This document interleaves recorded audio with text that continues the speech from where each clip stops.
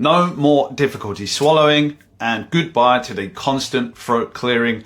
And that's Andrew because he used PyloPurge. I think he must have been opening the capsules into water, swish around your mouth, gargle and swallow to rule out or kill any H. pylori hiding in the mouth and the esophagus, for which there is no test. If you want to rule out H. pylori causing your issues and you want to try PyloPurge to do it, then start with 1 capsule before breakfast and slowly build up to 3. After 2 weeks, if you don't see an improvement, open the capsules into water, swish around your mouth, gargle and swallow. But fair warning, the taste is not good, it's very bitter, and you can add a little bit of honey to see if that helps. Best of luck.